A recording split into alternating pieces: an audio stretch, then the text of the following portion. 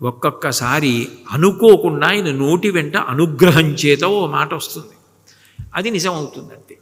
అంతేగాని అదే పనిగా అండం ఆయన లక్షణం కాదు. అందుకేగా హనుమాన్ చాలీసా పుట్టింది.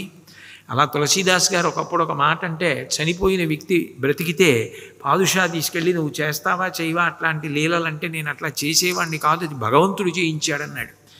పట్టి కట్టండి కొట్టండి అంటే అప్పుడు హనుమాన్ చాలీసా చేస్తే కోటంతా కోతులు నిలబడ్డాయి. హనుమ విశ్వరూపంతో వచ్చి కాపాడారు. అప్పటికీ ఇప్పటికీ హనుమాన్ చాలీసా అందుకే అంత శక్తివంతం. కాబట్టి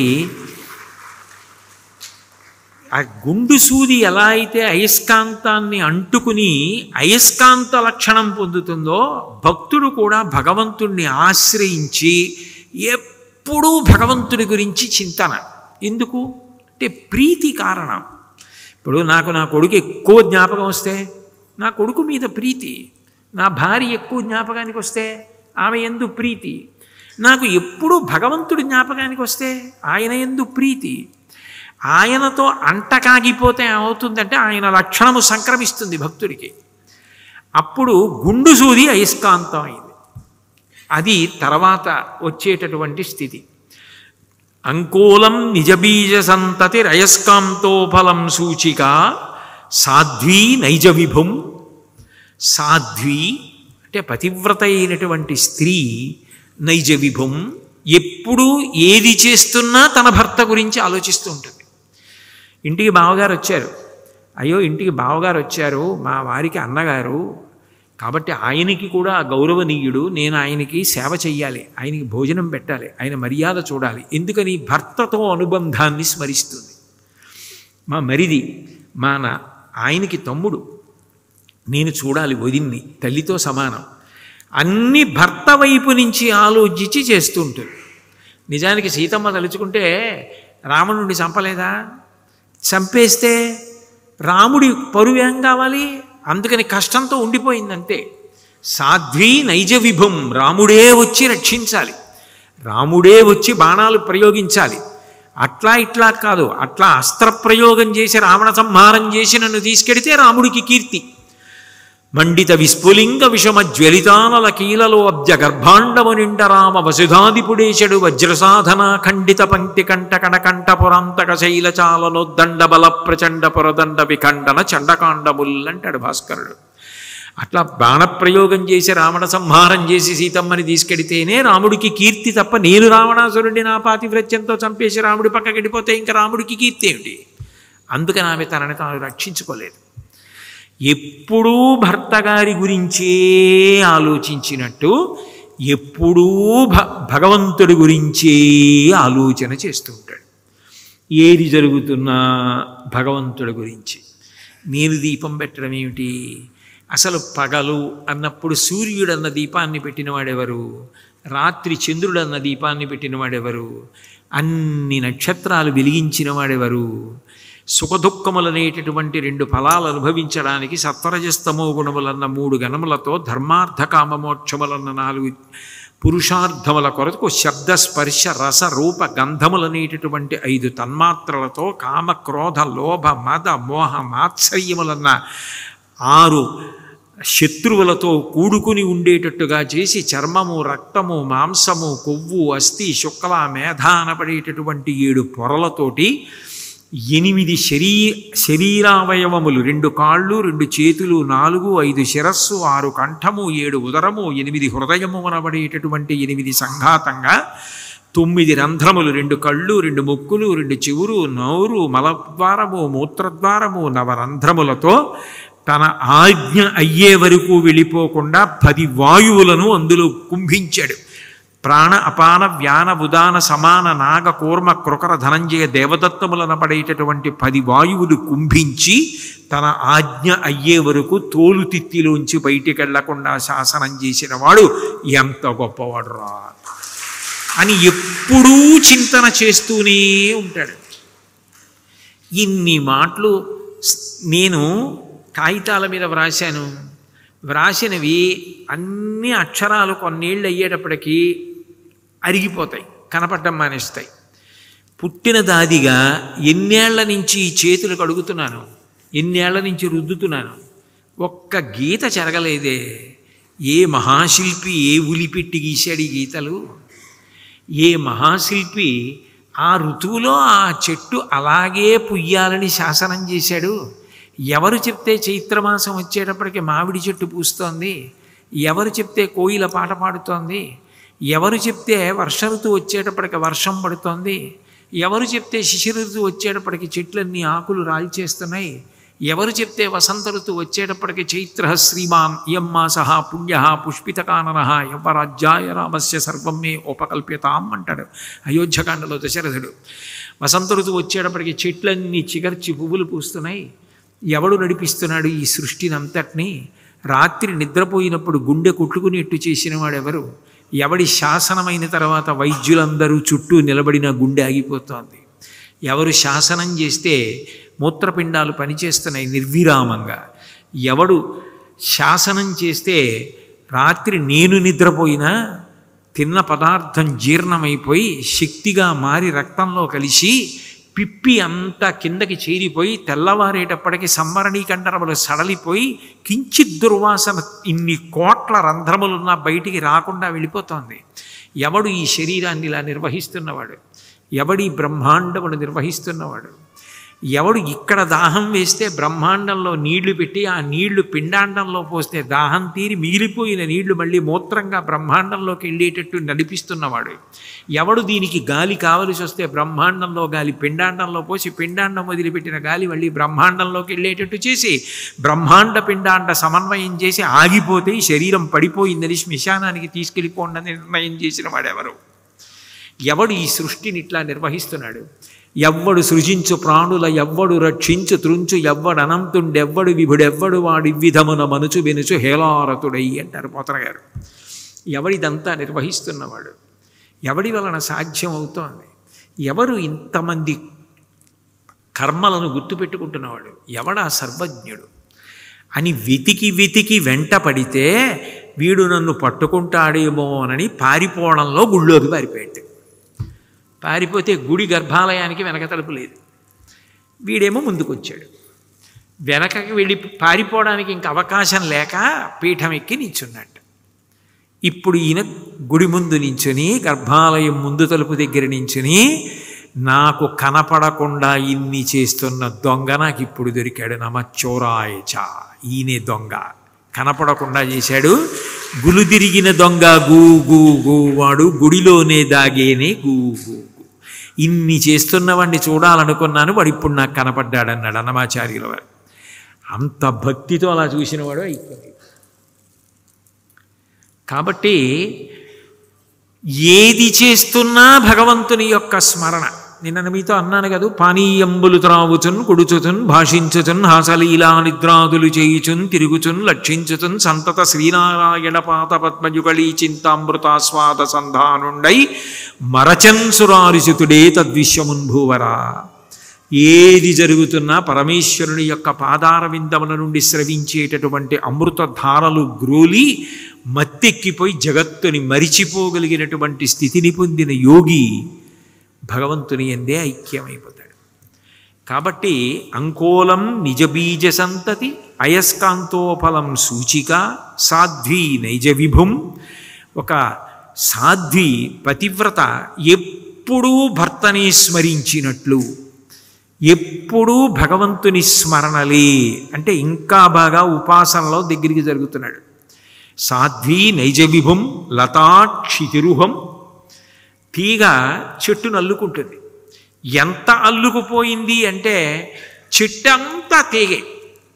అనుకలర్తనుకాండాలింగనారంభ శుంభత్ ప్రతిదిశ భుజ శాఖా శ్రీ సఖానోకహద్భి స్తననయనగుళుచ్ఛస్పార పుష్పద్విరేఫ రచయితుమగి లక్ష్మీ కల్పవల్లీ కటాక్షాన్ అంటారు పరాశర భట్టర్లు శ్రీగుణరత్న కోశంలో.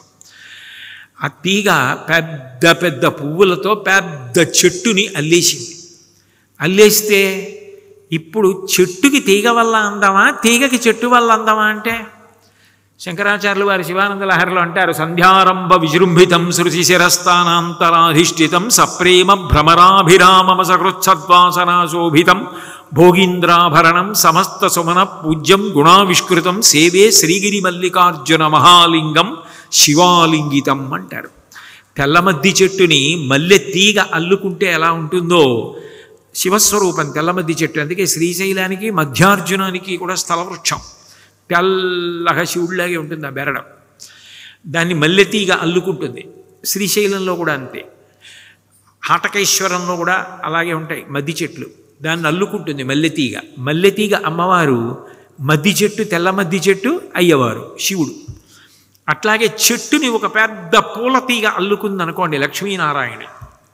అంటే సందర్భం వచ్చింది కాబట్టి అంటున్నాను, వాల్మీకి రామాయణం కాదు కానీ అగ్రత ప్రయయౌ రామ మధ్యే సీత సుమధ్యమ పృష్ఠస్థు ధనుష్పాణి లక్ష్మణో అనుజకామ అని వాల్మీకి మహర్షి. ముందు రాముడు నడుస్తూ ఉండేవాడు, మధ్యలో సీతమ్మ, వెనక లక్ష్మణస్వామి కాపాడుకుంటూ వెడుతుండేవారు. ముందు నడుస్తున్న రాముడు హఠాత్తుగా ఆగాడు, సీతమ్మ ఆగింది, లక్ష్మణుడు ఆగాడు. రాముడు లక్ష్మణ అన్నాడు, వెనక ఉన్న లక్ష్మణుడు పక్కకు వచ్చాడు. లక్ష్మణ ఒక్కసారి చూడబోయ్, ఎంత పెద్ద చెట్టు! కానీ ఇంత పెద్ద చెట్టు తనంత తానుగా అందం కాదు. ఇంత పెద్ద చెట్టు అయినా తీగ అల్లుకుంది. అల్లుకుని అంతంత పువ్వులు పూసింది.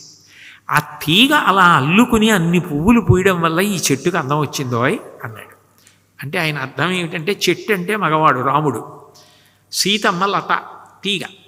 ఇంత గొప్ప భార్య నాకు లభించబట్టి లక్ష్మణ, నిజానికి నాకు ఇంత కీర్తి వచ్చింది, మీ వదిన వల్ల నాకు కదూ నాకు ఈ కీర్తి అని రామహృదయం. అందుకని ఆ తీగ ఇలా అల్లుకుని పుయ్యకపోతే ఈ చెట్టుకు అందమేది అన్నాడు. సీతమ్మంది, లక్ష్మణ, ఈ తీగ ఎంత మృదువైనదైనా, ఈ తీగ ఎంత సౌకుమార్యంగా ఉన్నా, ఎంత పెద్ద పువ్వులు పూసినా, ఈ తీగకి ఇంత పెద్ద చెట్టు ఆధారంగా దొరకకపోతే ఇది నేల మీద పాకితే పశువులు తినేసేవి, అందరూ తొక్కేసేవారు. ఈ చెట్టు గొప్పది. ఈ చెట్టు ఆధారంగా లభించబట్టి తీగ అల్లుకుని పూలు పూసింది. చెట్టు లేని తీగకి శోభ ఎక్కడదండి. రాముడు అన్నాడు, చెట్టు వల్ల తీగ కందమా, తీగ వల్ల చెట్టు కందమా లక్ష్మణ అన్నాడు. లక్ష్మణుడికి అర్థమైంది. ఆయన అన్నాడు, చెట్టు వల్ల తీగో తీగ వల్ల చెట్టో నాకు తెలియదు, కానీ ఇంత గొప్ప తీగ ఇన్ని పువ్వులతో అల్లుకున్న ఈ చెట్టు కింద ఆ సువాసన నీడ అనుభవించే నేను అదృష్టవంతున్నా. అంటే సీతారాముల వెనక వెళ్ళగలిగిన అదృష్టం బట్టిన నేను అదృష్టవంతుణ్ణి, మిమ్మల్ని సేవ చేసి ఇంత భాగ్యం పట్టింది అన్నాడు. అట్లా లతాక్షితిరుహం, తీగ చెట్టును అల్లుకుపోయినట్లు. ఇప్పుడు మీరు ఎటువైపు నుంచి ఆ తీగను లాగినా ఏదో కొంత వస్తుంది, తెగుతుంది, కానీ అది మాత్రం మళ్ళీ రెండో రోజుకు మళ్ళీ అల్లుకుపోతుంది. భగవంతుని నుండి విస్మృతి పొందవలసి వస్తే అంత బాధ. ఆ భగవత్ కథ చెప్పమన్నా, భగవంతుడి గురించి చదవమన్నా, భగవంతుడి ఉత్సవం గురించో ఏదో మాట్లాడమన్నా, గుడికి వెళ్ళడమన్నా ఎంత ఆనందం, ఎంత సంతోషం. ఆ స్మరణలు ఎప్పుడూ భగవంతుడి చుట్టూ తిరుగుతూ ఉంటాయి. అలా తిరుగుతూ ఉండడం తీగ చెట్టుని అల్లుకుపోయినట్టు అల్లుకుపోతాడు ఒక్కొక్కడు. అలా అల్లుకుపోవడం ఉందే, అది మీరు తీగ తెంపేసిన అది వేరొక చోట అల్లుకుపోయి ఉంటుంది. మీరు ఇంక అసలు ఆ తీగని తెంపడం సాధ్యం కాదు చెట్టు నుంచి. అది అలా అల్లుకుపోతుంది. ఇంత లావును అల్లుకుపోయి, మీరు చూశారో లేదో, నేను ఒకసారి గోవా నుంచి కారులో బయలుదేరి క్షేత్రాలు చూసుకుంటూ వస్తున్నప్పుడు పక్కన చూసి ఆశ్చర్యపోయాను. శంకరాచార్యులు వారు ఇందుకే చెప్పారని. ఓ తీగ ఇంత లావు కాండం అయిపోయి ఓ చెట్టుని అల్లేసుకుని చెట్టులోకి వెళ్ళిపోయింది. ఇప్పుడు మీరు అసలు ఆ తీగని ఎలా లాగుతారు? అది చెట్టులోకి చేరిపోయింది కాండం. ఇంకా మీరు ఆ తీగని పీకేయడం సాధ్యం కాదు, అది చెట్టుతో కలిసిపోయింది కాండం. అందుకని ఆ తీగ అలాగే ఉంటుంది పైన. లతాక్షితిరుహం, పైకి తీగ చెట్టు అని కనపడుతున్నాయి, కానీ అది ఇంకా అందులో కలిసిపోయి అలాగే ఆశ్రయించి పువ్వులు పూస్తుంది. ఆ స్థితికి వెడుతుంది భక్తి.